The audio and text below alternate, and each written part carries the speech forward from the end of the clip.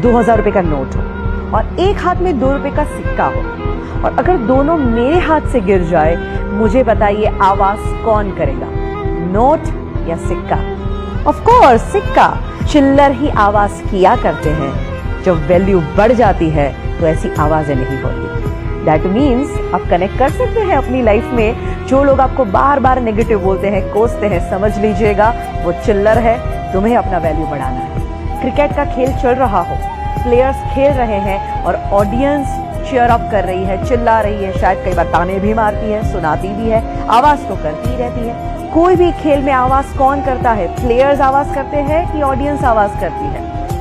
Of course audience आवाज करती है। दैट मीन्स अगर आपकी जिंदगी में बहुत लोग आवाज करने लगे तो समझ लीजिएगा आप सच्चे खिलाड़ी हो, और वो अभी भी ऑडियंस ही है। एंड जब आपके अंदर ये एटीट्यूड आ जाएगा ना, आपको कोई रोक ही नहीं सकता। तो आज मैं आपको यही कहना चाहती हूँ कि दिल की आवाज जरूर सुनो, एंड ऑफ कोर्स एक एटीट्यूड अपनाओ जिसे हम कहते हैं नेवर गिव अप। जिंदगी में हार मानो ही नहीं। कितने सारे लोग हैं जिन्होंने इस एटीट्यूड को अपनाया और अपनी लाइफ को चेंज कर दिया। सबसे बड़ा एग्जाम्पल है अब्राहम लिंकन।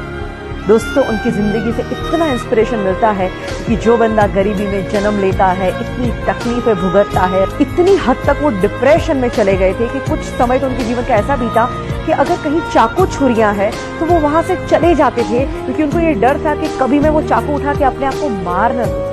इस टाइप के डिप्रेशन में चले गए। उसके बाद बिजनेस में फेलियर के बाद जब वो पॉलिटिक्स में आए, वहां पे भी क्या हुआ? Continuously failures. बट फिर भी बंदे ने हार नहीं मानी, प्रयत्न करता गया और एक दिन आता है जब वो अमेरिका के प्रेसिडेंट बनते हैं, और ऐसे प्रेसिडेंट जो आज भी लोगों को इन्फ्लुएंस कर रहे हैं। He was the most influencing president ever in USA. He never gave up. तो आप क्यों गिव अप करते हैं? हमारे ex president doctor APJ Abdul Kalam, उनकी जिंदगी में से भी बहुत कुछ सीखने जैसी बातें हैं। वो पायलट बनना चाहते थे और वो इंटरव्यू देने के लिए गए थे, और जब रिजल्ट आता है 9 लोग थे, 8 लोग सिलेक्ट हो जाते हैं और वो अकेले बंदे थे जो रिजेक्ट हो जाते हैं। इतना दुख होता है और उदास होकर वो एक कोने में चले जाते हैं और बैठे हैं, और वहीं से एक इंसान गुजरते हैं और वो उनको चेहरे से ही देख के कहते हैं कि बेटा तू क्यों इतना उदास है? तो कहते हैं कि मैं क्या करूं, आज मेरा इंटरव्यू था, 8 लोग सिलेक्ट हो गए और मैं अकेला रिजेक्ट हो गया। इससे बुरी बात क्या हो सकती है? तो संत बड़े प्यार से कहते कि बेटा शायद तू अभी समझ नहीं पा रहा है, और शायद हो सकता है ऊपर वाला तुझे उससे भी बेहतरीन कुछ देना चाहता है।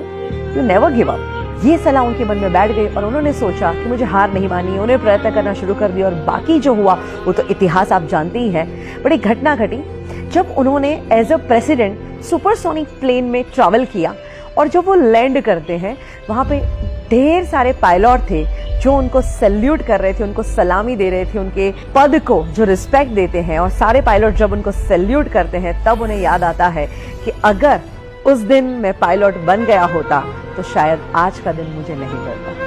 दैट मीन्स उनके अंदर एटीट्यूड था नेवर गिव अप, और उसी एटीट्यूड ने उनको कहां से कहां पहुंचाया। और सोचिए दोस्तों, अगर यही एटीट्यूड आप भी अपनाएं तो हम लोग कई बार चीज गलत ना हो जाए, मुझसे गलती ना हो जाए, इस डर से भी बहुत कुछ नहीं करते। बट याद रखिए, गलती वही करते हैं जो कुछ करते हैं। तो कुछ करने की हिम्मत रखिए।